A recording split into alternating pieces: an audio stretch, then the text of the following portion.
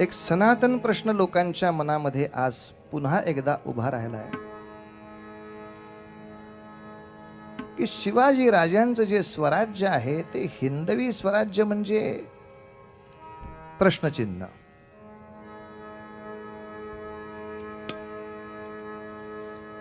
ती हिंदूंसाठी आहे काय? ती हिंदुत्वासाठी आहे काय? आणि असं जर असेल तर मूळ प्रश्न हिंदुत्व म्हणजे काय? कारण मी काल सांगितलं आपल्याला ती व्यापकता अजूनही अनेकांच्या डोक्यात आलेली नाही. वेदांवरची निष्ठा म्हणजे हिंदुत्व का? बुद्धांवरची निष्ठा म्हणजे हिंदुत्व का? महावीरांवरची निष्ठा म्हणजे हिंदुत्व का? नानकांवरची श्रद्धा म्हणजे हिंदुत्व का? आणि उत्तर, सगळ्यांवर श्रद्धा म्हणजे हिंदुत्व.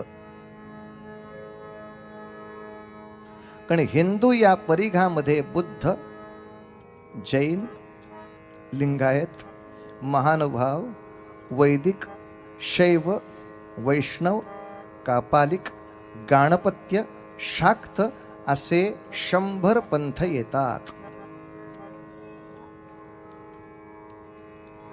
त्यामुळे आज कितीही धर्मनिरपेक्ष भारत असला तरी जनगणना करताना तो धर्म आणि जात लिहून घेतो. इतकंच नव्हे, धार्मिकाची भाषा पण लिहून घेतो आणि त्या त्या भाषेप्रमाणे आता ही भाषा शिल्लक ठेवायची का नाही याच्यावर विचारविनिमय करतो.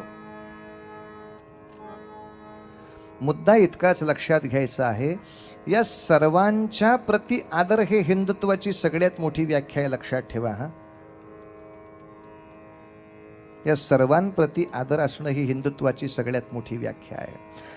सावरकरांनी जी सर्व व्यापक हिंदुत्वाची व्याख्या दिली ती खऱ्या अर्थाने जुन्या काळापासून आजच्या काळापर्यंतची खरी सनातन व्याख्या आहे. आ सिंधु सिंधु पर्यंता यस्य भारत भूमिका पितृभूः पुण्यभूश्चैव सवै हिंदू इति स्मृतः.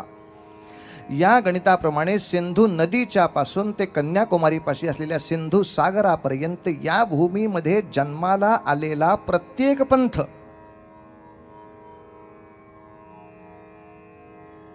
त्यामुळे हिंदुत्व हा शब्द कुठल्याही ग्रंथाशी निगडित नसून भूमीशी निगडित आहे. या भूमीला जे मातृभूमी आणि पितृभूमी मानतात किंवा ती ज्यांची पितृभूमी आहे आणि अधिक त्यांची तीर्थक्षेत्र या भागात आहेत अशा सर्वांना हिंदुत्वाच्या परिघामध्ये घेतलं जातं. जे या भूमीला पुण्यभूमी मानतात, जे या भूमीला पितृभूमी मानतात अशा सर्वांना हिंदुत्वाच्या कक्षेमध्ये घेतलं जातं. म्हणून हिंदुत्वाची परिघ ही आधी डोक्यामध्ये पक्की करायला हवी. ज्यांना ज्यांना शक्य असेल त्यांनी आपली वाणी थोडीशी वापरून जर व्याख्यानच द्यायचं असेल तर मला संपर्क करा, मी तुम्हाला मटेरियल देतो. पण खरंच आपल्याला एक आश्चर्यकारक साम्य आढळेल की महत्त्वाच्या असलेल्या या साही पंथांची श्रद्धा चिन्ह एकच आहेत. छोटे छोटे छोटे छोटे फरक बरेच असतील, पण ह्या सगळ्यांमध्ये स्वस्तिकाला सन्मान आहे का? आहे. कमळाच्या पुष्पाला सन्मान आहे का? आहे. ओंकाराला सन्मान आहे का? आहे. रांगोळीला सन्मान आहे का? आहे. कलशाला सन्मान आहे का? आहे.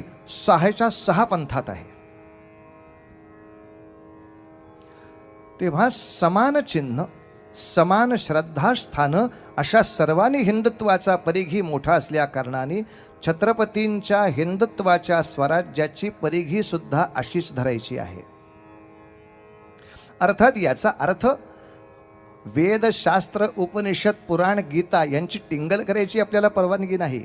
हे टाकून द्यायचं नाही, तर याच्या बरोबरीनं सगळ्याचा सन्मान सांभाळायचा आहे. मात्र ज्या बादशाहीच्या कालखंडामध्ये ही प्रतिज्ञा झाली आहे तो कालखंड बघता सर्वच हिंदू जातीवर अन्याय चालला होता, नुसता वैदिकांवर नाही. जेव्हा सिंधच्या भागामध्ये कासिमचं आक्रमण झालं तेव्हा बौद्धांचेही मठ उद्ध्वस्त केलेले आहेत. जैनांचीही मंदिरं फुटलेली आहेत. बहुतांशी महाराष्ट्रातल्या ज्या चांगल्या चांगल्या उत्तम लेण्या बौद्ध काळामध्ये बांधल्या गेल्या त्या लेण्यांना सुद्धा हात लागला गेला आहे. लिंगायतांची म्हणजे शिवशंकरांची मंदिरं जशी एका बाजूला तुटली तशी दुसऱ्या बाजूला कापालिक आणि काळभैरवाचे जे पुजारी होते त्यांच्याही गुहा नष्ट झाल्या आहेत. आघात होताना सार्वत्रिक आहे. त्यामुळे शिवरायांच्या हिंदुत्वाच्या परिघामध्ये आणि आजही हिंदुत्वाच्या परिघामध्ये आपल्याला या सगळ्यांना सामावलं पाहिजे. आता दुर्दैवाने काही ठिकाणी मात्र बौद्ध धर्माचा अनुनय करत असताना इतर सर्व पंथांचा द्वेष कसा केला पाहिजे हे शिकवलं जातं आहे. ही आज महाराष्ट्रातली एक मोठी दुर्दैवाची परंपरा आहे. अर्थातच ती गौतम बुद्धांना मान्य नसलेली परंपरा आज दुर्दैवाने काही माणसं जोपासत आहेत.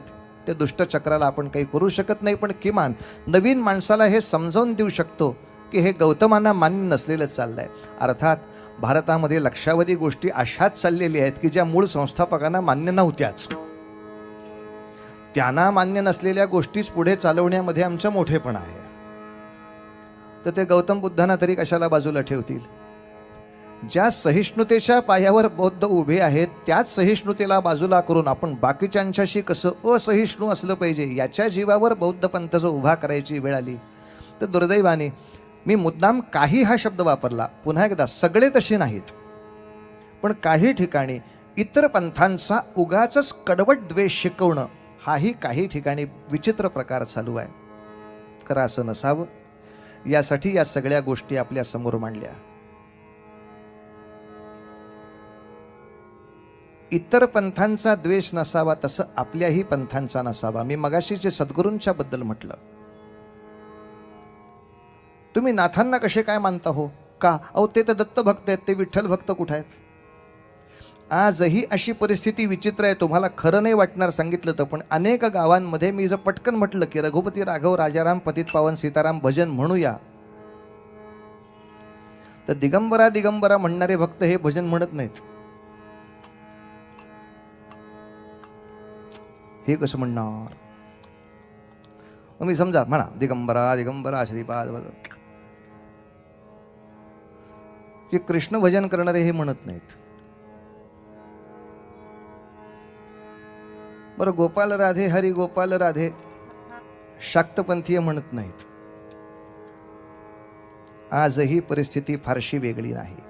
मंत्र जप करताना कुठल्या तरी एकाच देवतेचा असावा हे मान्य आहे, पण भजन करताना त्या त्या रूपाच्या मंदिरात इथे गेल्यानंतर त्या त्या मंदिराप्रमाणे भजन करण्यामध्ये कोणतीही चूक नाही, कोणताही व्यभिचार नाही. हे अजूनही आमच्या भक्तांच्या डोक्यात बसलेलं नाही. आम्ही पांडुरंगाचं भजन करणार म्हणजे पांडुरंगाचंच, कृष्णाचंच ते रूप असलं तरी कृष्णाचं नाही, असा विपरीत भाव तुमच्या आमच्या मनामध्ये आहे. तेव्हा म्हणले महाराज तुम्ही शिवाजी महाराजांचं हिंदुत्व सांगताना कर्मठ हिंदुत्व सांगणार का पुरोगामी हिंदुत्व सांगणार? पण पुरोगामी या शब्दामध्ये सुद्धा परंपरेला निंदा करायचा अधिकार नाही. ते अयोग्य असेल तर सन्मानाने बाजूला करावं, सन्मानाने बाजूला ठेवावं. नवीन जे चांगलं असेल ते निश्चितपणे स्वीकारावं. इतकं पुरोगामित्व शिवाजीराजांच्याकडे 100% आहे. आणि मात्र पुरोगामित्व दाखवण्यासाठी गंधच लावायचं बंद केलं पाहिजे असं हिंदवी स्वराज्यात नियम नाहीत. पुरोगामित्व दाखवण्यासाठी गणेशोत्सव बंद केले पाहिजेत अशी काही हिंदवी स्वराज्यात गंमत नाही. काय देवीचा उत्सव काय केला काय नाही केला काय त्याविना काय देवीचं अडतंय का? त्याविना काय प्रगतीचं अडतंय का? मग कशाला उगाच उत्सवामध्ये आपण वेळ वाया घालवायचा असं काही हिंदवी स्वराज्यात उपेक्षित नाही. उलट हिंदवी स्वराज्याच्या नियमाप्रमाणे सगळेच सण वार आणि उत्सव अतिशय आनंदाने अतिशय उत्साहाने साजरे व्हावेत. अर्थात ते साजरे होताना समाजधारणेला उपयुक्त व्हावेत इतकाच त्यामागचा हट्ट आणि हेतू आहे, दुसरा कोणताही नाही. मी या सगळ्या गोष्टी का स्वच्छ केल्या याचं कारण सांगतो. आज आपल्या शिक्षण व्यवस्थेमध्ये शिक्षण देणाऱ्या लोकांना सुद्धा दुसऱ्या धर्माचं तर सोडून द्या, आमच्या धर्मामध्ये काय आहे तेही माहीत नाही. आणि जे माहिती आहे ते फक्त टिंगल करण्यापुरतंच माहिती आहे. त्यामुळे मी आजच्या दिवसापुरती एक गंमत सांगतो, उद्याची गंमत उद्या सांगेन. एकाने उगाच खाजवून खुरूस काढून मला सांगितलं होतं, तुम्ही दत्ताला सुद्धा मानता का हो? दत्ताला सुद्धा म्हणजे कुठला दत्त सांगताय ते आधी सांगा म्हणलं. नाही नाही, तो जो मंदिरात असतो तोच. हां हो. तुम्हाला पटतं का होते का? 3 डोकी 6 हात आणि 2च पाय असं फिजिकली शक्य आहे का? कोणा गाढवानी तुला सांगितलं की फिजिकल मूर्ती आहे म्हणून? ते चित्र आहे, ते प्रतीक आहे. म्हणून एकनाथ महाराजांनी स्वच्छपणे सांगितलेलं आहे, त्रिगुणात्मक त्रयमूर्ती दत्त हा काय पहा पहा नाही, दिसत नाहीस तो तसा, जाणा. ते जाणून घ्यायची गोष्ट आहे. अशी माणसाला नसतातच, हे एकनाथांना कळतं तसं आम्हालाही कळतं. पण त्रिगुणात्मक सृष्टी आहे, त्याच्यामध्ये आपणही त्रिगुणात्मक असलं पाहिजे. रजोगुण आणि तमोगुण यांचा सुद्धा वापर वेळ प्रसंगी माणसांनी केला पाहिजे, पण प्रमुख मध्यात्मध्ये मात्र सत्वगुण असला पाहिजे. हे दाखवण्यासाठी उभं केलेलं ते चित्र आहे. विष्णू हा सत्वगुणाचं प्रतीक आहे, ते मध्यामध्ये असतं. शिव तमोगुणाचं प्रतीक आहे, ब्रह्मा रजोगुणाचं प्रतीक आहे. दोन्ही सद्गुण आपल्याला आवश्यक आहेत, मात्र ते एकाच पायावरती उभे असावेत हे दाखवण्यासाठी आहे. कोण मूर्खाने सांगितलं हे तुम्हाला? नाही, असं नाही. पण असं दर्शन होऊ शकतं का? 3 डोकी 6 हात 2 पाय. म्हटलं चला तुम्हाला शिवाजी चौकात देतो दर्शन. शिवाजी चौकात हो, लगेच दर्शन देतो. एक दगड घ्या आणि समोरनं कोणी टेबल सीट स्कूटरवरनं येत असेल तर त्याच्या पुढे दगड टाका. टेबल सीट माणसासमोर पाठ दिशी एक दगड पडला की काचकन ब्रेक दाबले जातात. ब्रेक दाबल्याबरोबर एक माणूस इकडून बघतो, एक इकडून बघतो, एक मध्ये असतो. दिसले 3 तोंड? दिसली. 6 हात दिसले? दिसले. 2च पाय दिसत आहेत ना? दिसले. आता हे 3 उतरल्यावर ती गॅरंटी मी नाही घेतली तुझी, माझी गॅरंटी फक्त दर्शन देण्यापुरती होती. उगाच मूर्खासारखं काहीतरी आक्षेप करत बसायचं. 3 डोकीन 6 हात माणसाला कधी? अहो माणसाला असतात का नाही हा प्रश्नच तिथे चाललेला नाही. ती आध्यात्मिक मूर्ती आहे. आणि एक शेवटचा प्रश्न असा की म्हणले तुमचे सगळे देव कुठल्या तरी राक्षसाला मारायला येतात. दत्त कुठल्या राक्षसाला मारायला आले? त्याचं उत्तर सांगतो आणि चरित्र सुरू करतो. मुद्दाम ऐका. आज गुरुवारच्या दिवशी दत्त महाराज कोणत्या राक्षसाला मारायला आले? तर भगवान दत्तात्रेयांचा अवतार आणि भगवान दत्तात्रेयांच्या पुढचा हा सर्व नाथ पंथ, वारकरी पंथ, भागवत पंथ या सगळ्या पंथाचं ध्येय मत्सर नावाच्या राक्षसाचा नाश करायला आले. एकमेकांच्या बद्दल असूया बाळगायची नाही. त्याच ठिकाणी भगवंत वास्तव्य करतील म्हणून त्यांनी आपल्या आईचं नाव नक्की केलं, न असूया, अनुसूया. अशाच ठिकाणी भगवंत वास्तव्य करतील जिथे एकमेकांच्या बद्दल असूया नाही, एकमेकाच्या बद्दल मत्सर नाही. आणि असं निर्मत्सर वातावरण निर्माण झालं तर दत्तात्रेयांचं ते त्रिगुणात्मक त्रयमूर्ती रूप त्या ठिकाणी आनंद घेतं. हा संदेश देणारी ती कथा आहे. मला सांगायचं या शिवचरित्रामधल्या पराक्रमाच्या बरोबरच शिवाजी राजांनी हे मत्सर नाशाचं त्रिगुणात्मक प्रतीक आपल्या चरित्रामध्ये किती अप्रतिमपणे लोकांकडून आचरून घेतलं याचीही कथा आपल्याला ऐकायची असल्यामुळे शिवाजी राजांच्या बद्दल बोलताना नेहमीच असा शब्द वापरला जातो, चरिखंडात झाले बहुवीर. चरिखंडात झाले बहुवीर, पराक्रमी धीर, त्यात रणशूर सर्वहुन श्रेष्ठ शिवाजी खास. चारिखंडात झाले बहुवीर, पराक्रमी धीर, त्यात रणशूर सर्वहुन श्रेष्ठ शिवाजी खास. षड्गुणैश्वर्य संपत्ती जास, षड्गुणैश्वर्य संपत्ती, म्हणून अवतारी म्हणू आम्ही त्यास जे जे. म्हणून अवतारी म्हणू आम्ही त्यास जे, म्हणून अवतारी म्हणू आम्ही त्यास. सर्वदा जयाला यश, कधीन अपयश, भले म्हणती खुश. शिवाजी राजाचं एका वाक्यात वर्णन, परिपूर्ण राजा. ईश्वरी अवतार ज्याच्याकडे बघून म्हणावं असा परिपूर्ण राजा. सर्वदा जयाला यश, कधीन अपयश, सारे म्हणती खुश, भले शाबास. राजांचा कालपर्यंतचा वडिलांना सोडवून पुरंदराचा किल्ला ताब्यात घेण्यापर्यंतचा पराक्रम आपण ऐकला. अशी कथा थोडी याच्या पुढे. जगदंबा माता की जय. नमः पार्वती पते हर हर हर महादेव.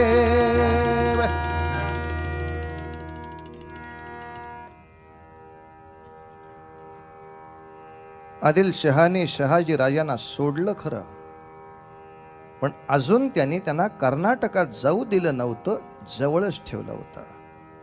विजापुरातच सन्मानाने ठेवलं. तूर्त भीती अशी होती की पुन्हा काही स्वराज्याचा उद्योग जास्त मोठ्या प्रमाणावर करायला गेलो आणि पुन्हा आबासाहेबांना पकडलं तर गडबड व्हायला नको. म्हणून शिवाजी राजाने सुद्धा धोरणीपणानं याच्या पुढची जवळजवळ 2-3 वर्ष आदिलशहाशी युद्ध नावाचा विषय थांबवला. आणि मग जेवढं जेवढं म्हणून स्वराज्य हाती आलंय त्याच्या सुधारणेकडे लक्ष वळवलं. गंमत अशी आहे, शिवाजी राजांचं एक चरित्र बघायचं म्हणजे एकाच माणसाने किती गोष्टीकडे लक्ष द्यावं. हो, युद्धामध्ये विजय मिळवणं एक वेळ थोडं सोपंही असतं, जास्त मोठं युद्ध त्याच्या पुढे असतं. आहे या प्रजेला हे राज्य आपलं वाटलं पाहिजे. महिन्याभरानंतर लोक नको म्हणायला, मागचे काय वाईट होते, हे कशाला उरावर आले. स्वराज्याचं सुराज्य करण्यासाठी काय करता येईल, काय करता येईल, काय करता येईल, काय करता येईल. शिवाजी राजांनी चड्डीशी ओळखलं, महाराष्ट्राच्या हाडी माशी आपल्या कपाडी मारला गेलाय तो दुष्काळच. त्यामुळे या स्वराज्याच्या पहिल्या कालखंडामध्ये कोंढव्याच्या धरणापासून ते शिवापूरच्या धरणापर्यंत पाटबंधारे प्रकल्प सुद्धा शिवाजी राजांच्या नावे आहेत. हे सगळी धरणाची बांधकामं करायला सुरुवात झाली. पावसाचं पाणी अडलं पाहिजे, धरणामध्ये अडवलं गेलं पाहिजे, शेती सिंचनासाठी गेलं पाहिजे आणि शेतीच्या संरक्षणासाठी आवश्यक ते अभेद्य कवच सारखं सतत त्या ठिकाणी उभारलं पाहिजे. आणि अर्थात शेतीसाठी गायीचं संरक्षण झालं पाहिजे. आणि नुसतं संरक्षण नाही, संवर्धन झालं पाहिजे. आमचे गोपालकृष्ण गोपूजक नव्हे, गोपाल. आपल्याकडे गायीबद्दलची कृतज्ञता म्हणजे वर्षातनं एकदा वसुबारसेला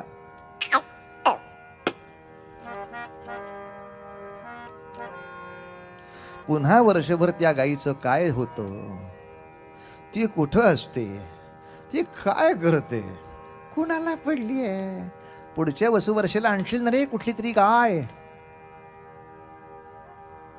आता हो म्हणतो. गोपूजनाला काही प्रमाणात महत्व असेल, पण त्याच्याही पेक्षा जास्त मोठं महत्व गोरक्षणाला आहे. अनायसे समोर विषय म्हणून सांगतो, शिवाजी राजांचा गोपालनावरती प्रचंड मोठा भर आहे. किंबहुना गाय मारली जाते या गोष्टीचा शिवाजी राजांना अत्यंतिक राग आहे. तो एक धर्म म्हणून तर आहेच, पण दुसऱ्या बाजूनं अवैज्ञानिक आहे म्हणूनही राग आहे. शेवटी शेती अप्रतिम करायची असेल तर गोवंशाशिवाय पर्याय नाही आहे. आमच्याकडचे काही महामूर्ख असतातच म्हणायला बसलेले, गाईला माता मानलं म्हणजे बैलांना आपले वडील म्हणावं लागेल. ते दिसतच आहे तुमच्यावरनं म्हणायचं. प्रश्न तो नाहीच आहे. नाही, पण गाय 5 लिटर दूध देते, तिला माता म्हणायचं म्हणजे मग म्हैस 15 लिटर देते, तिला आजी म्हणायला पाहिजे. मग आणखीन पुढच्या प्राण्यांची नावं नको सांगायला, पण त्या प्राण्यांच्या सुद्धा माद्या बरंच दूध देतात. मग त्या कोण? मावशा, पणज्या. टिंगल करायला अक्कल लागत नाही साहेब. गाईला माता मानताना आमच्या ऋषी मुनींनी तिच्या दुधाचा किती सूक्ष्म अभ्यास केला आहे ते एकदा वेद लक्षात घ्या म्हणजे समजते. आज गाईच्या, अर्थात गाईच्या म्हणजे पुन्हा देशी गाईच्या, जे मी सद्गुण सांगतोय हे जर्सी गाईचे नव्हे. नंतरच्या काळामध्ये हे सगळं विकृतीकरण करून फक्त दुधाचं प्रमाण वाढवण्यासाठी जे संकरित गायींचं धेंड आमच्या उरावर या लोकांनी आणलं, यासारखा हिंदू धर्माचा ऱ्हास नाही. आणि दुर्दैवानी किंवा सुदैवानी म्हणा, पाश्चात्य जगामध्ये देशी गायी आणि बैल टिकले पाहिजेत म्हणून इथून जहाजातनं नेतायत आणि पोचतायत, आणि आम्ही आहे त्यांचे संकर करून वाट लावून ठेवतोय. आपल्याला काही काळातच बहुतेक असा ग्रंथ बघायला मिळणार आहे की गायीच्या बद्दलची संपूर्ण वैज्ञानिक माहिती असणारा ग्रंथ आत्ता काही काळात बाहेर येतोय. मुद्दाम तो सगळ्यांनी वाचा. सगळ्यांनी म्हणजे माझी प्रार्थना फक्त हिंदूंसाठी नाही आहे. या जगामध्ये राहणाऱ्या आणि ज्यांना ज्यांना या निसर्गाची काळजी आहे, या विश्वाची काळजी आहे असं वाटणाऱ्या प्रत्येकाकडून तो वाचून घ्या. बाबा रे, गायीचं रक्षण हा हिंदुत्वाचा मुद्दा नसून जागतिक मुद्दा आहे. ती वाचली तर जग शिल्लक आहे. कशावरून म्हणता? एकच उदाहरण सांगतो, बाकीची पुस्तकात वाचा. आज जगाचं विज्ञान असं सांगतंय की अणुबॉम्बच्या स्फोटातून कोणीही वाचणार नाहीत. हिरोशिमा नागासाकीवरती 2 अणुबॉम्ब फक्त अमेरिकेने फोडले म्हटल्यानंतर त्याचे काय भयानक आणि भीषण परिणाम होतात ते जगाने अनेक वर्ष पुढे अनुभवलेत. आणि आज प्रत्येक देश स्वतःकडे किती अण्वस्त्र आहेत याची संख्या सांगत दहशत माजवतोय. आमच्याकडे इतकी हजारो अण्वस्त्र, आमच्याकडे इतकी हजारो. चुकून माकून यांचं प्रचंड युद्ध सुरू झालं आणि अशा अण्वस्त्रांच्या टकरीमध्ये जर प्रलय उभा राहिला तर कशाच्या जीवावर वाचूया? कशाच्या जीवावर वाचूया? लोखंडाचं घर करून त्यात लपून बसलो तर नाही उपयोग होत म्हणतात ते. लोखंडातनं सुद्धा त्या अणुचे छरे पास होत आहेत. जास्ताचं, बेडाचं, पितळ तांब नाही म्हणत मी. अगदी सोनं घेतलं, चांदी घेतली, नाणं नाही नाही नाही नाही हो. अजून जगामध्ये असा धातू त्यांना सापडत नाहीये की ज्याच्यातून अणुबॉम्बचे किरण इकडून तिकडे जाणार नाहीत. आणि का कुणास ठाऊक गायीच्या वर संशोधन करणाऱ्या आज 50 डॉक्टरांनी आणि सायंटिस्टनी एकमत व्यक्त केलंय की ह्या देशी गायीच्या चांगल्या तऱ्हेच्या जातिवंत गायीच्या शेणाने सारवलेली भिंत असेल तर त्यातून ते छरे नाही जात आहेत इकडून तिकडे. त्यातूनच ते छरे नाही जात आहेत इकडून तिकडे. याचा अर्थ या देशी गायीचं जर पालन झालं, तिच्या शेणाने लिंपलेली जर भिंत असेल तर त्याच्या बंकरच्या मागचे असणारे सैनिक जास्त सुरक्षित राहणार आहेत या सगळ्या अणुबॉम्बच्या टकरीमध्ये. त्या घरामध्ये असलेली माणसं, त्या बंकर्समध्ये असलेली माणसं जास्त सुरक्षित राहणार आहेत. मग सगळ्या विश्वातल्या या महाटकरीपासून जी माता आम्हाला सावरायला बसली आहे तिला जास्तीत जास्त छान कसं मारता येईल असं अवैज्ञानिक धार्मिक कृत्य बाकीचे करत आहेत. आणि ते कृत्य करायला सरकार मूर्खपणाने मताच्या लालसेनं वाटेल तशी परवानगी देतो आहे. आत्ता भारतामध्ये नव्हे न महाराष्ट्रामध्ये मिळून जवळजवळ 3000च्या वर कत्तलखाने चालू आहेत. ज्या ठिकाणी दिवसाला किमान सरासरी 2000च्या वर जनावरं कापली जातात त्यातला बहुतांशी चौथा हिस्सा म्हणजे 500च्या घरात गोवंश कापला जातो. आणि अशी आता ह्याच्या पुढच्या गणिताप्रमाणे महाराष्ट्रात आणखीन 300 कत्तलखान्यासाठी अनुदान द्यायचा विचार चालू आहे. यांच्या बुद्धिमत्तेचं काय कौतुक करावं, यांच्या वैज्ञानिक जाणीवेचं किती कौतुक करावं याच्याबद्दल सगळी शंकाच आहे. कारण मुळात हाच विषय महाराष्ट्रात आणि देशातही चालू आहे. शिवरायांचं गुणगान चालू आहे, आचरण. शिवरायांच्या राज्यात न सांगता गोहत्या बंदी आहे. शिवरायांच्या राज्यामध्ये न सांगता समान नागरी कायदा चालू आहे. शिवरायांच्या राज्यामध्ये न सांगता सहिष्णुता चालू आहे. कारण कायद्याचा वचक असा आहे आणि शिवरायांच्या व्यक्तिमत्वाचा प्रभाव असा आहे की मनुष्य गलबलतो जे हो. शिवाजी राजांचे मित्र बघण्यासारखे. जिजाबाई तर चमत्कार म्हणून बघायच्या. शोभा मित्र म्हटल्यानंतर वयाची काही मर्यादा असते. 12 वर्षाच्या माणसाचे मित्र कुठपर्यंत असू शकतात? 8 ते 16.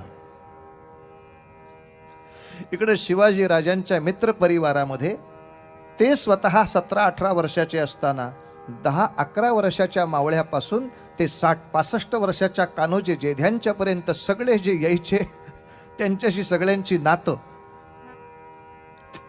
शिवाजीराजा आपला दोस्त. तानाजी मालुसरे तर यायचे. उंबराठ्याच्या बकरीमध्ये गोड वर्णन आहे. शिवबा कित्येक वेळेला धावत धावत जाऊन त्याच्या पाटकुळी बसत आणि पाटकुळी घेऊन तानाजीनं त्यांना यावं, मासाहेबांच्या समोर उतरवावं, पटकन मुजरा करावा, सांगावं राजांना सांगत जावं काहीतरी. पाटकुळीच बसतोय माझ्या. आणि राजाने सांगावं, तान्या किती भाकऱ्या खाल्ल्यास बघतोय मी. तानाजी महाराजांची अशी आहे बरं का ख्याती. न्याहारी करायला बसले 64 भाकऱ्या खायचे तानाजी मालुसऱ्यांच्या उमराठ्याच्या त्या बकरीमध्ये. 64 भाकरी एका वेळेला, वर्षाची नव्हे. 64 भाकरीची न्याहारी होती. पट्ट्याचे जेवण काय असेल. ही माणसं हो. माझी अजूनही अशी धारणा आहे, संशोधकांना माझी विनंती आहे, त्याने संशोधन करायला हरकत नाही, बहुतेक पूर्वीच्या काळातल्या फुटाचं अंतर सुद्धा आजच्या फुटापेक्षा वेगळं असावं. कारण आपण असं म्हणतो की शिवाजीराजे 5.5 फूट उंचीचे असायला पाहिजेत, पण 5.5 फूट उंचीच्या माणसाला आज कोणत्याही किल्ल्यांवरच्या पायऱ्या सहज चढता येत नाहीत. त्या पायऱ्यांमधलं अंतर बघता 6 फुटाच्या वर उंची असल्याशिवाय तुम्हाला सहज ढांगच टाकता येत नाही. बऱ्याच ठिकाणी उड्याच मारायला लागतात. फुटाच्या अंतरात फरक आहे. त्या गणितामध्ये थोडा फरक असावा की पन्हाळ्यावरच्या किंवा राजगडावरच्या पायऱ्या लक्षात घेता, अगदी धान्य कोठाराच्या पायऱ्या सुद्धा लक्षात घेता आपल्याला ते समजेल. आपण आपल्या जिन्याच्या पायऱ्या कशा करतो त्याच्यावरून आपण समजू शकता ना. आपल्याला सहज चढता येईल असाच आपण कुठलाही जिना करत असतो. आपण आपल्या उंचीच्या मनाने जर आपला जिना बघितला तर त्या गणितामध्ये किती उंचीच्या माणसाने हा जिना करावा असा अंदाज जर घेतला. काही माणसं म्हणतात शत्रूला चढायला येऊ नये म्हणून. अहो पण शत्रू नंतर येईल, आधी आपल्यालाच जायचं आहे तिथं. त्या पायऱ्यांचा एकूण आकार आणि दणकटपणा बघता राजांचा त्या ठिकाणचा पराक्रम आणि बुद्धिमत्ता दोन्ही सांगतो. आता आणखीन एक गोष्ट सांगायची आहे. गोरक्षण, गोसंवर्धन, शेती याच्या बरोबरीनं महाराजांनी आणखीन एक विषय महत्वाचा घेतलाय. आता माझ्या समोर येणारी आव्हानं जास्त मोठी आहेत. जास्त मोठ्या संख्येनं जर आपल्या समोर शत्रू आला तर त्याच्याशी युद्ध करण्यासाठी विशिष्ट रणक्षेत्र करून ठेवावी लागतात. एक तयार भट्टी करून ठेवायची. समोरचं गणित इथं आणा की भस्म करू. आणि यासाठी एक सुंदर भट्टी सापडली.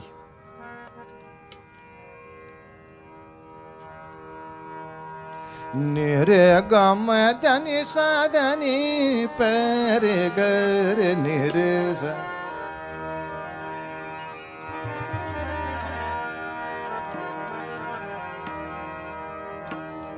महाराष्ट्रामध्ये जावळीचं जंगल नावाचं अप्रतिम रणक्षेत्र दिसलं, ज्यामध्ये जवळजवळ 8 गड येतात.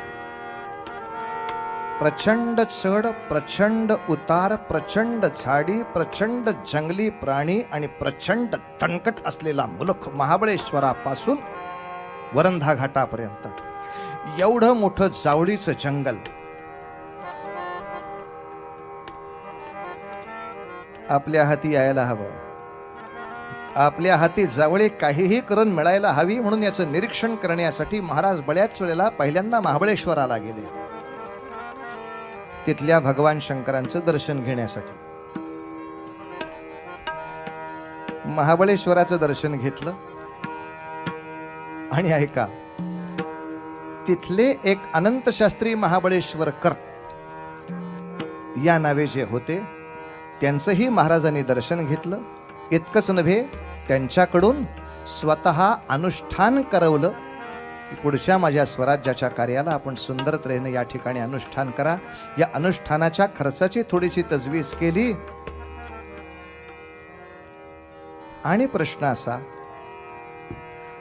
जर महाबळेश्वरला 2-3 वेळेला गेल्यानंतर त्यांना अनंतमूर्ती महाबळेश्वरकर दिसले,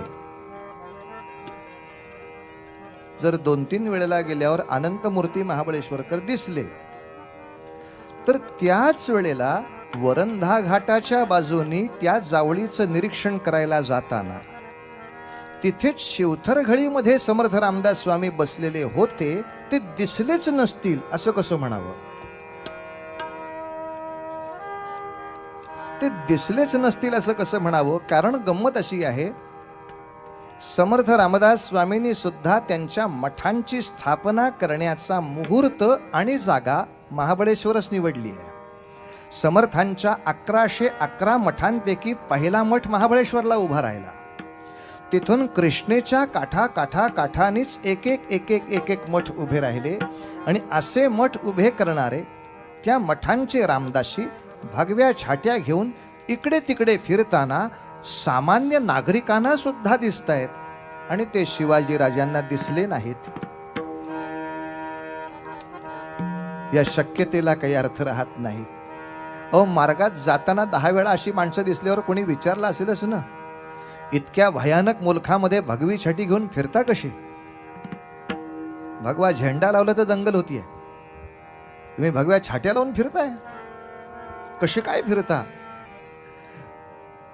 आमुचे सद्गुरू जे समर्थ गोस्वामी आहेत, त्यांच्या कृपेने आम्हास काही भय नाही म्हणून जय जय रघुवीर समर्थ करत फिरणारी ही सगळी माणसं पाहिली. का हो, तुम्हाला राम नामाचा इथे आश्रय घेतला तरी सुद्धा शासन होईल अशा बादशाही मुलखामध्ये सहज धाडसाने रामाचं नाव घेऊन रामाचं मंदिर उभं करता, भीती नाही वाटत? कशाची भीती? विश्वाचा विश्राम रे स्वामी माझा राम रे, विश्वाचा विश्राम रे, विश्वाचा विश्वाचा विश्वाचा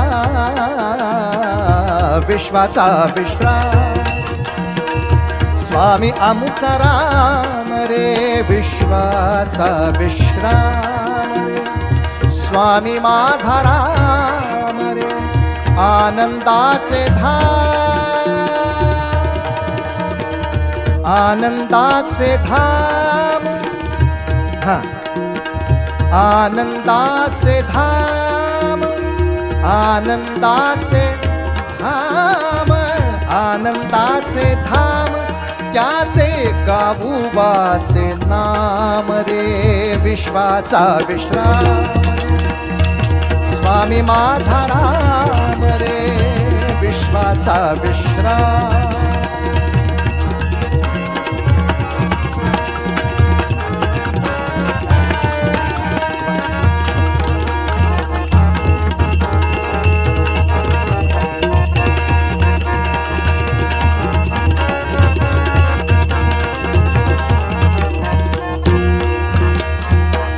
देवांचा तो देव, देवांचा तो देव रे, देवांचा तो देव रे, देवांचा तो देव रे,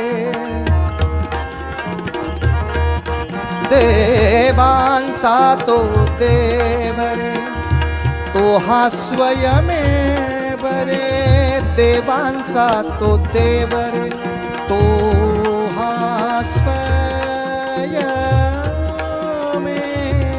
रे, देवांचा तो देव रे, तो हा स्वयमेव रे. अनंत लक्ष्मी साक्षी, अनंत लक्ष्मी साक्षी, ठेवू अंगी ठेव रे, विश्वाचा विश्राम रे स्वामी माझा राम, विश्वाचा विश्राम.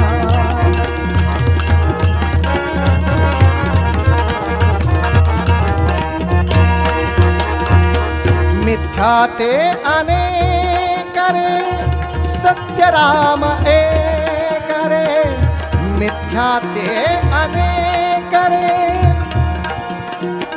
आपले बुवा काय गाताय?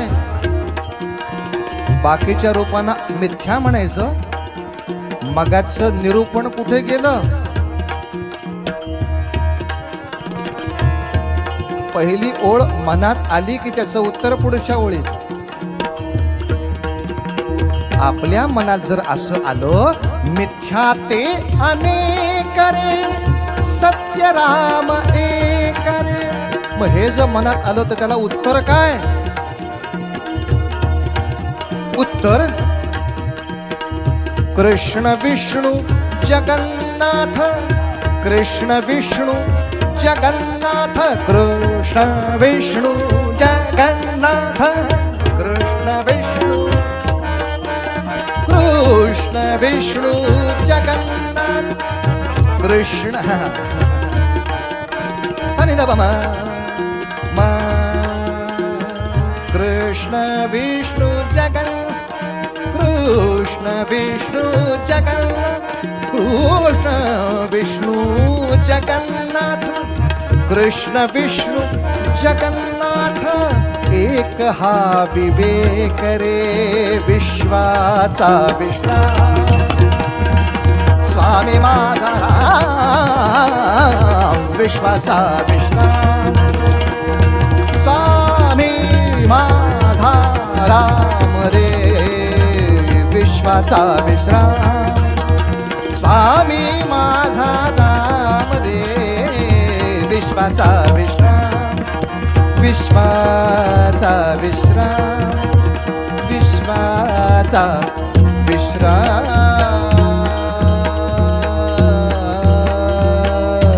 जय जय रघुवीर समर्थ. पण समर्थांना आपण भेटलो किंवा समर्थांशी आपण बोललो असा कोणत्याही ऐतिहासिक बखरीत उल्लेख दिसत नाही.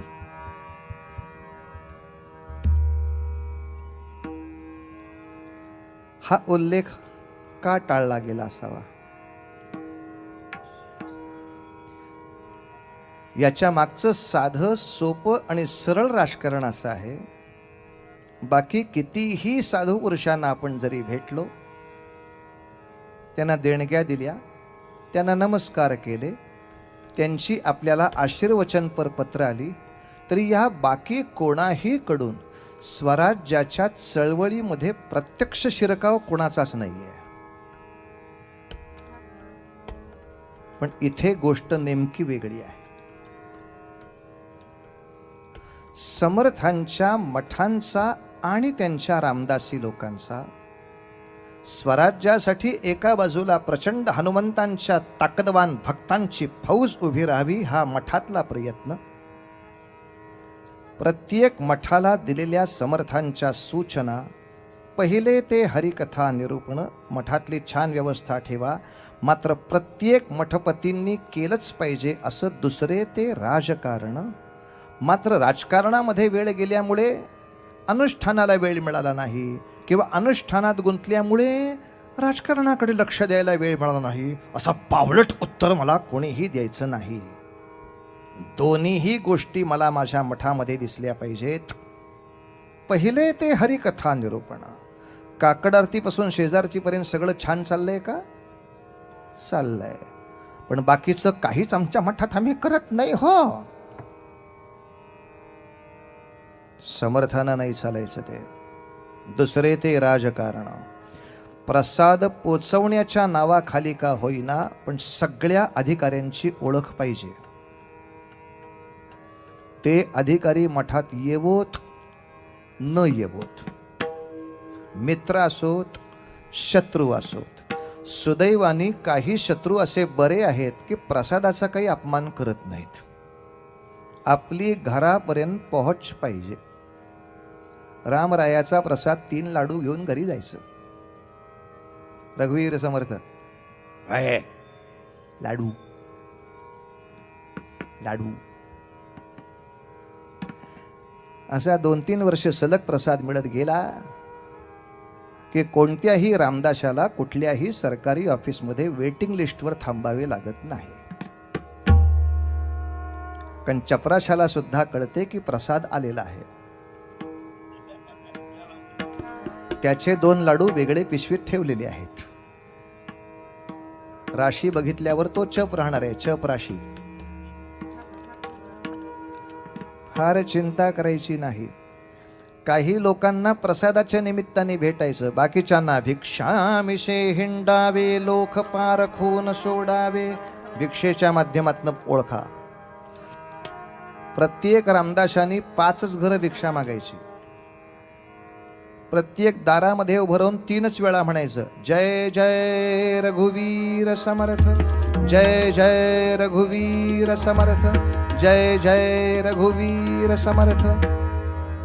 घरातनं कोणीही बाहेर आलं नाही, वाट बघायची नाही, दुसऱ्या घराला निघून जायचं. येईपर्यंत ओरडायचं नाही. मग ह्या घरांनी काहीच दिलं नाही हे मोजायचं का नाही? 5 मध्ये का देणारी 5 घरं घ्यायची, न देणारं मोजायचं. आणि अशी 5 घरं झाली की भिक्षा संपली. अनेकांनी आमची अशी टिंगल केली आहे, या रामदासांमुळे भिकारी वाढले, भिका मागायला शिकवले वगैरे. पण रामदास स्वामींनीच काय पहिल्यांदा भिक्षेचा अवलंब केलेला नव्हता. रामदास स्वामी इथे जन्माला येण्यापूर्वी जो महाराष्ट्रामध्ये अख्खा नाथपंथ होता तो भिक्षेवरच होता. ज्ञानोबा निवृत्तीनाथांच्या पासून संप्रदायामध्ये सुद्धा भिक्षा आहेच. आता भिक्षा पात्र अवलंबिणे जळो जिणे लाजिरवाणे असं तुकोबाने म्हटलंय. कारण तुकोबा प्रपंची आहेत. प्रपंच करणाऱ्या माणसांनी माझ्या घरासाठी काहीतरी द्या हो अशी भिक्षा मागायला लागणं हे लाजिरवाण आहे. हे कोणी मान्यच करणार आहे. प्रश्न प्रपंचाचा नाहीये, हा नियम संन्याशाचा आहे. संन्याशी माणसानं हा मठ चालावा किंवा एखादी उपासना चालवावी यासाठी भिक्षा मागणं आणि माझ्या बायका मुलांना काहीतरी हवंय म्हणून भिक्षा मागणं या मूळ हेतूतच फरक आहे. अगदी अलीकडच्या इंजिनिअरिंगच्या मुलांना आवडेल असं म्हणायचं झालं तर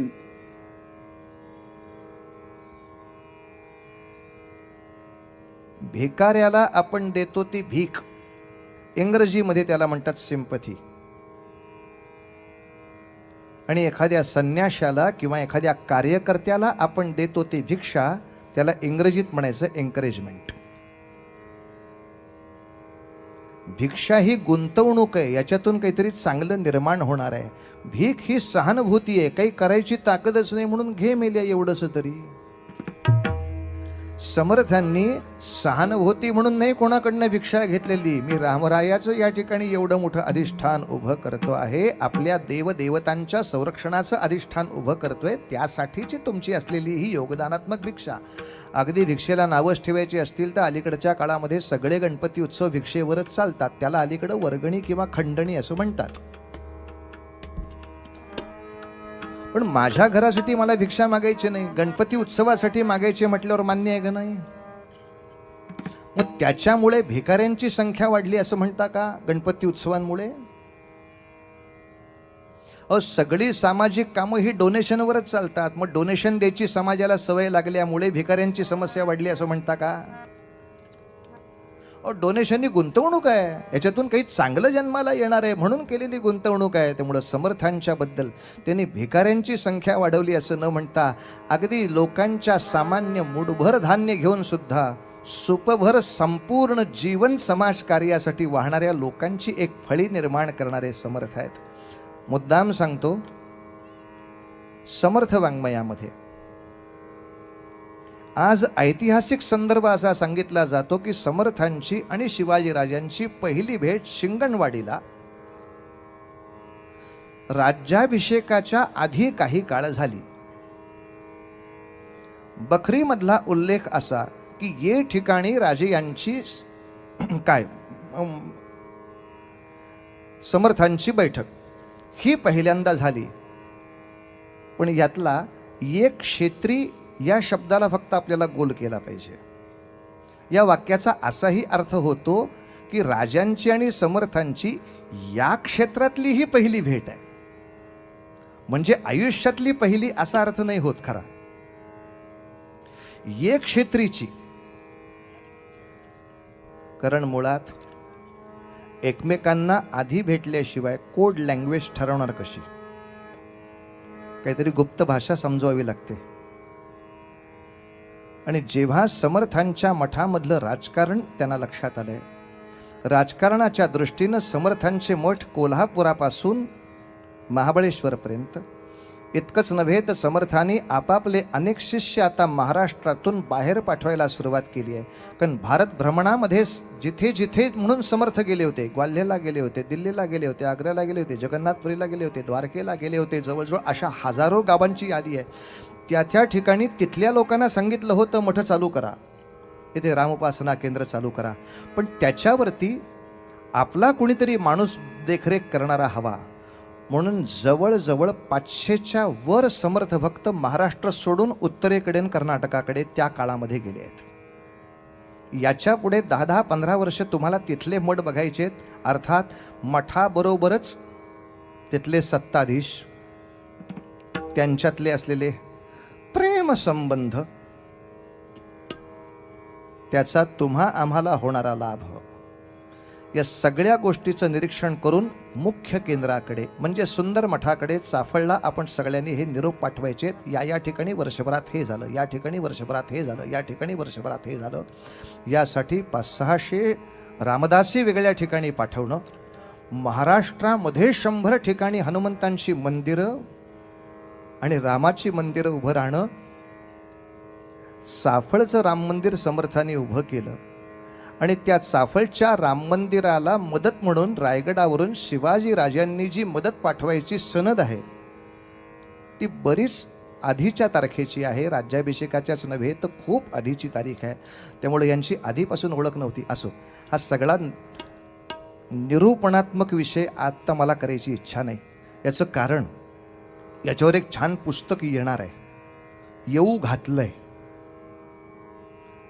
शिवसमर्थ योग असं त्या ग्रंथाचं नाव आहे.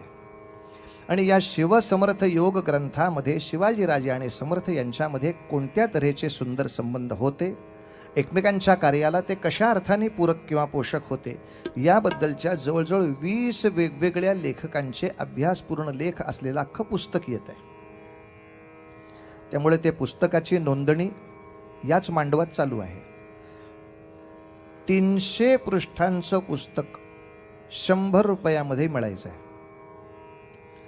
100 रुपये आता हॉटेलिंग झाल्यावर बाहेर आल्यावर पान खायला सुद्धा पुरत नाहीत. खाऊन थुंकायच्या पानाच्या पैशात एक अमूल्य ग्रंथ आपल्यापर्यंत येतोय. खरंच शक्य असेल त्यांनी आग्रहाने आपली नोंदणी करा. शिवसमर्थ योग म्हणून या ठिकाणी येतोय.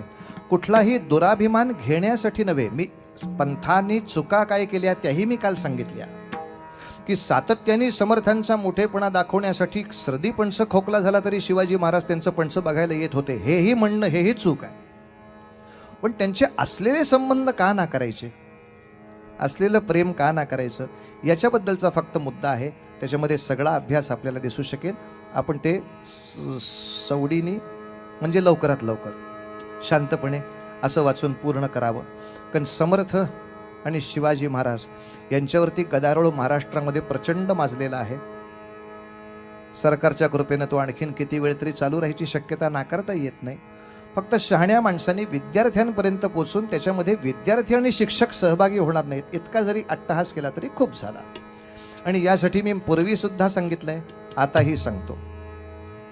अनेकांची कल्पना अशी आहे की समर्थन शिवाजी यांच्याबद्दलच्या संबंधाचं प्रेम फक्त ब्राह्मणांनाच आहे. अजिबात नाही. आपलं वाक्य पूर्ण चुकतंय. किंबहुना समर्थांच्या शिव्या गाळीची जी जी वाङ्मय तयार झाली त्याच्यावर आक्षेप घेणारा पहिला विशेषांक जर कोणी महाराष्ट्रात काढला असेल तर तो मराठा विकास परिषदेनेच काढला. आणि स्वतः त्या ठिकाणी चव्हाण साहेबांनी त्याला पूर्णतः पाठिंबा देऊन शिवाजी राजांचे जे शेवटचे सेनापती हंबीरराव मोहिते, त्यांचे आत्ताचे तत्कालीन वंशज यांनी त्याला संपूर्णपणे संरक्षण देऊन 2008 सालीच प्रचंड मोठा विशेषांक काढला. तो आता इंटरनेटवर आहे, ज्याच्यामध्ये त्यांनी मुद्दाम एकाही ब्राह्मण लेखकाचा लेख घेतला नाही, एखादा अपवाद. पण बाकी ब्राह्मण जातीमध्ये नसणारे सुद्धा इतिहास कसा अचूक लिहू शकतात आणि त्यांना चांगल्या इतिहासाचं प्रेम आहे हे त्या विशेषांकांनी अतिशय सुंदर दाखवलं. दुसरं विकास परिषदेचं आणखीन कौतुक मी आपल्याला सांगतो. ज्या वेळेला एकतर्फी ब्राह्मण माणूस दिसला की त्याला शिव्या घालायच्या आणि झोडायचं हे एखाद्या संघटनेनं काम सुरू केलं, तेव्हा सुद्धा शिवछत्रपतींच्या जीवनामध्ये ब्राह्मण समाजाचं मोठं योगदान होतं. अशा तऱ्हेची पुस्तिका पण काढली कोणी? मराठा विकास परिषदेनं. आणि ह्याच्या पुढचा विनोद मी कालचा तुम्हाला सांगतो. दादोजी कोंडदेवांचा पुतळा तिथून हटवला आणि जेम्सलेनला आपण नको इतका मूर्खासारखा मोठा केला, तर दादोजी कोंडदेव हे हटवण्यासारखे किंवा पागल असल्यासारखे बाजूला टाकण्यासारखं व्यक्तिमत्व नाही. दादोजी ही एक मोठी व्यक्ती होती. अशा तऱ्हेच्या नवीन पुस्तकाचं आत्ता संस्करण जे आलंय तेही मराठा विकास परिषदेकडनं आलंय. किंबहुना त्याच्यावरची केस लढवणारे जे इतिहास संशोधक आहेत ते सगळेच्या सगळे अब्राह्मण आहेत. तेव्हा समर्थांच्या किंवा शिवरायांच्या सत्यचरित्राबद्दल किंवा या सगळ्या संदर्भाबद्दल फक्त ब्राह्मणांनाच प्रेम आहे, ते ब्राह्मण असल्यामुळे समर्थांच्या मागे उभाचा काहीही यशाशी संबंध नाही. किंबहुना दुर्दैव हेच आहे की समर्थांचं सर्व जाती समावेशकत्व आम्ही बोलतच नाही. समर्थांच्या त्यांच्या शिष्यमंडळींमध्ये धोबी, धनगर, महार, मांग, सांभार, देड इतकंच नव्हे, आश्चर्य वाटेल आपल्याला 2 मुसलमान शिष्य समर्थांचे आहेत.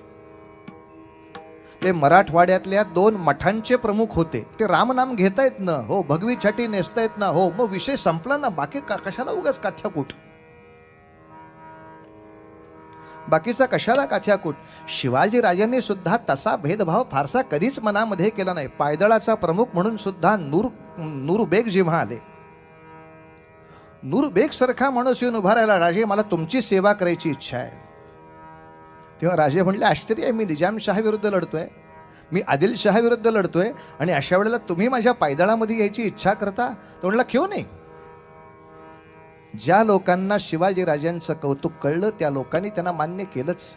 नूरबेगचे वचन आहेत अशी की राजे आपका जो झंडा है वो इंसानियत का है, आपका जो झंडा है वो इंसानियत का है, हम इंसानियत मानते हैं, बस जो इंसानियत नहीं समझते उस पर हम खड़क उठाएंगे. नूरबेग आला होता.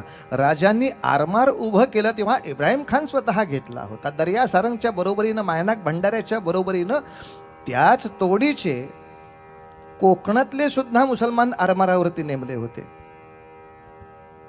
तेव्हा कोणी यवन आहे, कोणी मुसलमान आहे म्हणून कोणाचा राग नाही, कोणी कुठल्या जातीचा आहे म्हणून राग नाही, पण त्याच्या पुढचं शिवाजी राजांचं मोठेपण आहे. कोण कुठल्या जातीचा आहे, धर्माचा आहे म्हणून त्याला क्षमा पण नाही. चुकला तर प्रत्येकाला शिक्षा आणि चांगला वागला तर प्रत्येकाला शाबासकी आणि सगळ्यांनी एकमेकाचा आदर ठेवला तर मग हिंदवी स्वराज्यामध्ये कोणतीही त्याला बढतीची जागा देता यावी. इतकं मोठं व्यापक शिवाजी राजांचं राज्य आहे. आपण अशा ठिकाणी जातोय की समर्थ त्याने दिसले नसतील असं नाही, त्यांच्यात चर्चा झाली आणि कोड लँग्वेज ठरवली.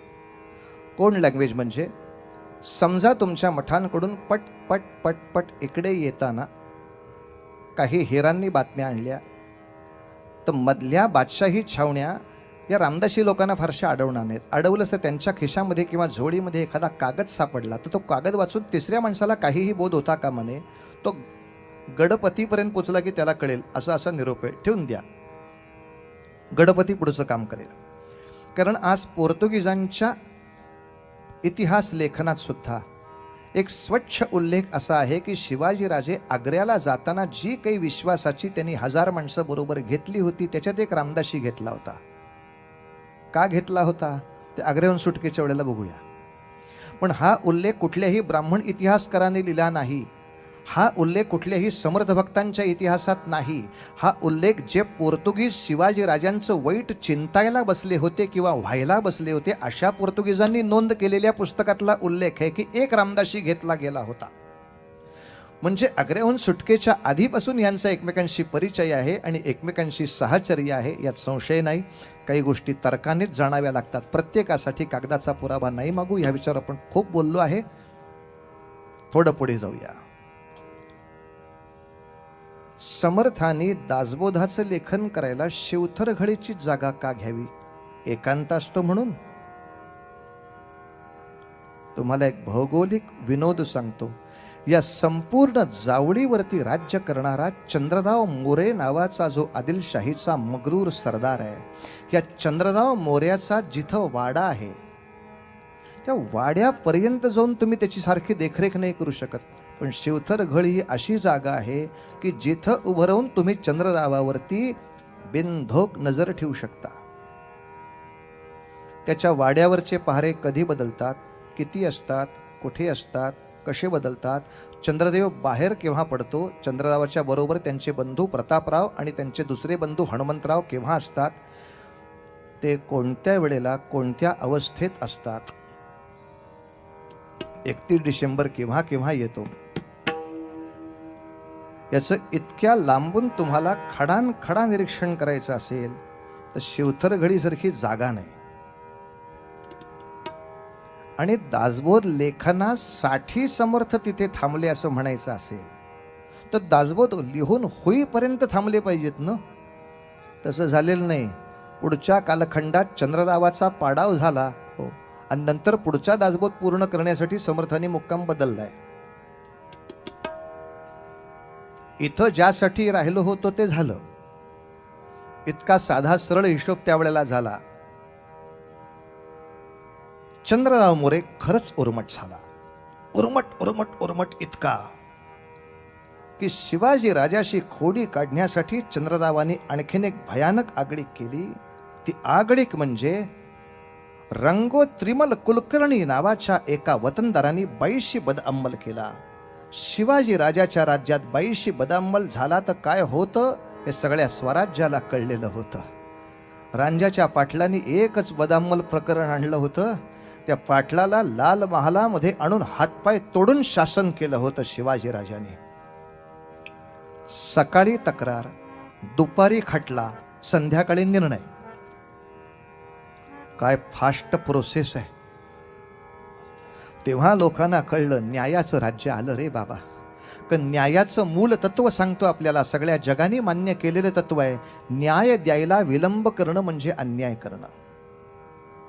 त्यामुळे ह्या नियमाने बघायचं झालं तर सगळ्यात मोठी अन्याय करणारी व्यवस्था तूर्त भारतात न्यायसंस्था हीच आहे. कारण साधारणतः आत्ता आत गेलेली केस हे माझे किती केस गेल्यावर सुटेल. आजोबाच्या काळामध्ये सुटली तर सुटली म्हणायची. चालू मेली केस, तारखेवर तारखा, याच्यावर हे. शिवाजी राजांच्या पाशी तक्रार आल्या आल्या कशी निपटली जाते याचं रूप लोकांनी बघितलं. समजा शिवाजी राजांनी त्याच वेळेला असं म्हटलं असतं तर काय तुमच्या गावात असं झालंय का? म्हणून काय आधीच्याच इतक्या फायली पडल्या आहेत, कसं एकदम कसं पटावर घेणार ना. या 6 महिन्यांनी या, तोपर्यंत झालं तिचं वर्ष श्राद्ध होईपर्यंत ह्याला काही नाही. त्या क्षणी गोष्ट पटावरती आली. पाटलाला बांधून आणला गेला. गुन्हेगारांना असं आणतात हेही लोकांना पहिल्यांदाच कळलं. आमची सवय म्हणजे आम्ही विचारायचं गुन्हेगाराला, तुम्हाला कोर्टात यायला वेळ आहे का? तुमच्याकडे श्राद्ध नाहीये नो. तुझ्याकडं काही का असे ना, तू काय जावई लागलास काय माझा? माणूस उचला आणि इथं घेऊन या. आणि जेव्हा रांजाच्या पाटलांनी वेड्यासारखं बोलायला सुरुवात केली होती, राजे तुम्ही फालतूपणा करू नका, माझी ओळख वरपर्यंत आहे. राजे तेच म्हटले होते, तुला तिथेच पाठवायचं आहे, वरपर्यंत. जिथपर्यंत ओळख आहे तिथपर्यंत तुला पाठवायचं आहे. माझ्या न्यायालयाच्या दृष्टीनं तुझा अपराध इतका भयानक आहे, तुझे हातपाय तोडून मी ठेवणार आहे. वरती जायचं आणि चिकटवून यायचं.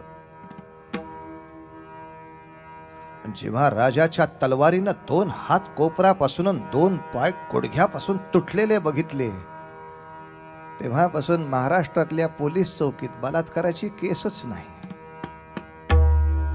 काय कोणाचा बाप केस दाखल एक केस दाखल करू शकत नाही कोण मनुष्य. याचं कारणच ते आहे महाराज, गुन्ह्यापेक्षा जेव्हा शिक्षा शतपट भयानक असते तेव्हा कायदा राखला जातो. याला कायदा उभा करणं म्हणतात, याला कायदा सांभाळणं म्हणतात. त्या स्त्रीला ज्या यातना झाल्या असतील, ती बिचारी आत्महत्या होऊन मेली, त्याच्यापेक्षा दसपट यातना तुला झाल्या पाहिजेत. 7 वर्ष तुरुंगात राहून पुढच्या बलात्कारासाठी तुला सोडणं हा न्याय नव्हे. एकदा फक्त हातपाय तुटले म्हटल्यानंतर पुन्हा कोणी ते वेड धाडस केलं नाही. पण असा मूर्खपणा करणारा रंगोत्रिमल, त्याला जेव्हा कळलं की आपण बाईवर बदाममल केला, आता शिवाजी राजाची वक्रदृष्टी आपल्याकडे आली तर आपलं काही खरं नाही, तो जो पळाला तो चंद्रराव मोऱ्याच्या घरात, आणि चंद्ररावाने त्याला आसरा दिला. शिवाजी राजे मनात म्हणतायत, चालू दे, शिशुपालाचे 100 भरेपर्यंत थांबू, आणि 100 संपले मग तू आहेस आणि मी आहेस, काय जे बघायचं ते पाहू.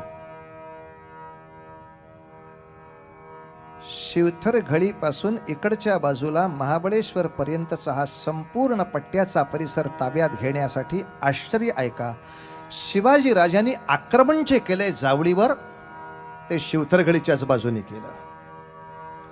एक धमार चालू दे, धा धा धिंता किट धा धिंता किट कथा गदे गन धा धा धिंता. जावळीच्या बाजूनं आलेलं आक्रमण थोपवण्यासाठी चंद्रराव मोर्याच्या कडून एक अत्यंत बुलंद असा वीर युद्ध करत होता, ज्याचं नाव मोरारबाजी देशपांडे. शिवाजी राजाने मोरारबाजीची ती सगळी चौफेर चालणारी तलवारबाजी पाहिली, मुळा प्रसन्न झाले. पण या मारामारीमध्ये, युद्धाच्या धुमश्चक्रीमध्ये चंद्रराव मोर्याचा भाऊ हनुमंतराव तलवारीच्या फाळीनं चिरला गेला, तो संपूर्ण मारलाच गेला. चंद्रराव इतका घाबरला, त्याच्या नशिबाने तो पळून गेला, तसं पळण्याच्या अवस्थेत तो नव्हता, तरी त्याच्या लोकांच्या साह्याने पळाला.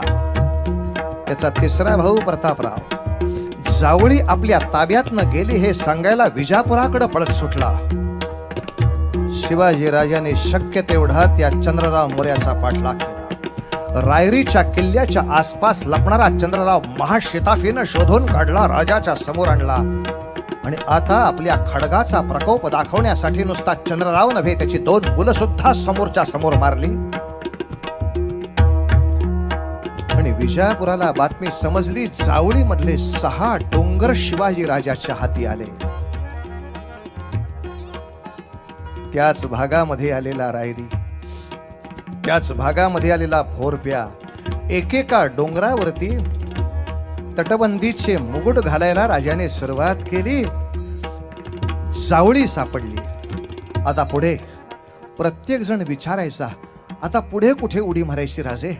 पुढे पुढे अर्थातच कोकण दिशेला जायचं. एका बाजूला कल्याण भिवंडी जिंका, तिथं प्रचंड मोठा सागरी व्यापार केला जातो तो एक, आणि दुसऱ्या बाजूला कोकणामध्ये रत्नागिरी खारेपाटण, त्या भागामध्ये उतरायचं. इथल्या सिद्धीला एकदा चाप लागला पाहिजे. हातामध्ये असलेली फक्त 8000 फौज घ्यायची. एका बाजूला कल्याण भिवंडीवर रघुनाथराव आत्रे तोड्यासारखे तुटून पडले, ती ताब्यात घेतली. दुसऱ्या बाजूला रत्नागिरी खारेपाटणच्या बाजूला आरमार उभं केलं राजांनी स्वतःच. माणसं तोंडात सगळी बोटं घालून बघत राहिली. त्याच बरोबर कोकणाच्या दिशेनं उतरल्यानंतर शिवाजी राजांनी आपल्या 8000 फौजेला फक्त 40 किल्ल्यांच्या याद्या दिल्या, आणि एकेकाला सांगायचं, तुझा गड तुंग घ्यायचा, तुम्ही तिकोना घ्यायचा, तुम्ही लोहगड घ्यायचा, तुम्ही सरसगड घ्यायचा, तुम्ही प्रचंडगड घ्यायचा. काय गंमत आहे का? घ्यायचं म्हणजे काय, लाडू खायचेत काय? पण एकेका ठिकाणी 500-500 सैनिक, 500-500, 600-600 मावळे पाठवून धाड धाड धाड धाड धाड धाड 1, 3, 4, 5 वर्षामध्ये राजगडावर नुसत्या बातम्याच्या बातम्या येत होत्या. 3 वर्षापूर्वी 5 किल्ले असणारं स्वराज्य फक्त त्याच्या पुढच्या 3 वर्षाच्या कालखंडामध्ये 50 किल्ले असणारं, आरमार असणारं, स्वतःच तोफखाने उभे असलेलं राज्य उभं राहिलं. 3, 4, 5 वर्ष. काय माणसाच्या कार्याचा वेग असू शकतो. त्यामुळे आपल्याला एक लक्षात ठेवलं पाहिजे, बाकी सगळ्या लोकांच्याकडे भाषण तयार होती, शिवाजी राजांच्याकडे प्लॅन तयार होता. तो एक्झिक्यूट कसा करायचा ते डोकं होतं, कारण नुसता किल्ला जिंकणं फार सोपं असतं एक वेळ. पुढची ॲडमिनिस्ट्रेशन, त्याच्यावर न्यायाधीश कोण नेमायचा, तिथं सरचिटणीस कोण नेमायचा, त्या ठिकाणी कार्यालयावर कोण नेमायचा, सरकारी दप्तरावरती कोण नेमायचा, शेती बंधारे खात्यावरती कोण नेमायचा, प्रत्येक प्रांताची तेथी विभाग पाहणारी माणसं पाहिजेत, क्वालिटी असलेली. हो, नाही तर आमच्या पाटबंधारे खात्याच्या माणसाला आम्ही पुण्यात आणला होता.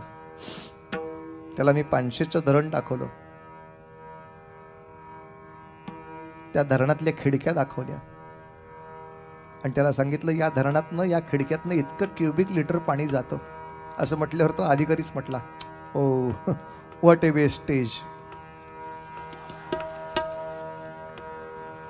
साहेब, खिडकीतनं पाणी म्हणजे नळ उघडा राहिल्यामुळं घराच्या खिडकीतनं जातं ते पाणी नाहीये इथे, आपण धरणाच्या पाण्याबद्दल बोलतोय. धरणाचं पाणी पाणलोट क्षेत्राला शेतीत जातं. हो का? अरे गाढवा, खात्यावर कुठले आहेस? अवघड आहे हो. बऱ्याचशा खात्यावरती त्या खात्याबद्दल माहिती असण्यापेक्षा वशिल्याची जी माणसं आणली ना आमच्या सरकारने, बाबा, तो वशिला नावाचा शब्दच त्रास देतोय. वय, शिक्षण आणि लायकी नसताना मिळालेली गोष्ट वशिला. वयही नाही, त्याचं शिक्षण नाही, त्याची लायकी नाही त्या ठिकाणी उभं राहायची, असं कोणी माणूस सुटतो आणि तो आमची परीक्षा घेतो. हो, परत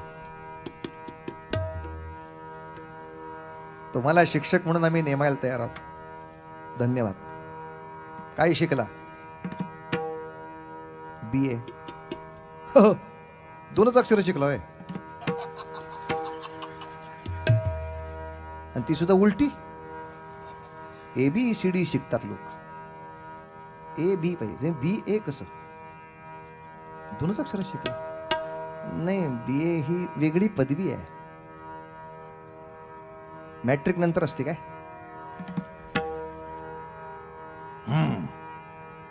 बघू नंतर, पुढचा विषय वेगळा. प्रत्येक ठिकाणी त्या खात्याचा पिलंदर माणूस बरोबर त्या ठिकाणी नेमला जाणं. कल्पना करा, मुळात 50 किल्ल्यांवरचे 500 अधिकारी तुमच्याकडे नोंद पाहिजेत. कोणकोणत्या किल्ल्याला कोणता अधिकारी, किल्लेकरी कोण करायचा, सेनापती म्हणून कोण करायचा, शस्त्रावरती कोण ठेवायचा, तोफखान्यावरती कोण ठेवायचा, या प्रत्येकाचं ॲडमिनिस्ट्रेशन एज्युकेशन झालंय का आधी? या प्रत्येकाला त्या ठिकाणी नेमून 50 किल्ल्यांचा जेव्हा आपल्या समोर वारा उभा केला, याच गोष्टीतला हा प्रसंग आहे. कल्याणवरती स्वारी करताना जसा कल्याणचा खजिना लुटला गेला, त्याच्यामध्ये कल्याणच्या सुभेदाराचा अख्खा काबिला आणि सून सुद्धा सापडली. स्वतः राजे कल्याणमध्ये असताना लुटीमध्ये आलेली प्रत्येक गोष्ट राजासमोर आणली पाहिजे, या नात्याने सांगितलं गेलं असं की जसं धन सापडले तशी काही माणसंही सापडली आहेत. या लोकांचं काय करायचं हे तुम्ही सांगाल तर त्याची पुढची विल्हेवाट लावता येईल. पण जेव्हा राजाच्या कानी वार्ता आली, किल्लेदार पकडला ठीक आहे, त्याचे सैनिक पकडले ठीक आहे, त्याचा सेनापती पकडला ठीक आहे, जनाना पकडलाय नाही रे बाळांनो, अशी गोष्ट नाही रे आपल्या हातून होता कामा. जनाना कसा पकडला गेला? आपल्याला राज्यलक्ष्मी ओढून आणायची, परस्त्रीला हात नाही लागता कामा आपल्या कोणाही माणसाकडून. म्हणजे राजे, अपमान कोणाचाच झालेला नाही. लुटीमध्ये सगळा जनाना इथेच नुसता सापडल्यामुळे तुमच्या समोर उभा आहे. जेव्हा कल्याणच्या सुभेदाराची सून भर राजसभेत आणली, तेव्हा सगळ्या दरबारांनी अवाक व्हावं असं अप्रतिम लावण्य त्या स्त्रीचं. चेहऱ्यावरचा बुरखा किंचित फक्त बाजूला केल्यानंतर सुद्धा संपूर्ण दरबार निशब्द व्हावा, इतका अप्रतिम लावण्य समोर असताना आता खरी परीक्षा असते राजांची, खरी परीक्षा असते लोकोत्तर महापुरुषाची.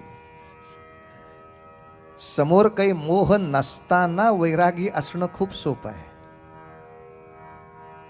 पण आता राजनीतीच्या प्रमाणे हिला आपल्या राणीवशामध्ये सामील करून घेतलं तर कोणी आपल्याला नाव सुद्धा ठेवणार नाही. कारण आजवरची ही राजांची रीत आहे, अनेक राजांची मागच्या 400 वर्षाची ही रीत आहे. या स्त्रीला प्राप्त करून घेणं खूप सोपं आहे. आता कोणीही धर्माची सुद्धा मला शंका काढणार नाही, एकही शब्दाने कोणी मला नाव ठेवणार नाही. पण असं असतानाही माझ्या हिंदवी स्वराज्याची भूमिका जगाच्या समोर मांडली जाताना मी फक्त उन्मत्तांचा वैरी आणि अबलांचा मात्र कैवारीच आहे, असा हिंद समाजाचा, हिंदुत्वाचा आदर्श डोळ्यासमोर यायला हवा. म्हणून राजा तिथे दरबारामध्ये म्हणतो, बस अशा आमच्या मासाहेब सुंदर असत्या, आम्हीही तेवढेच सुंदर निपजलो असतो.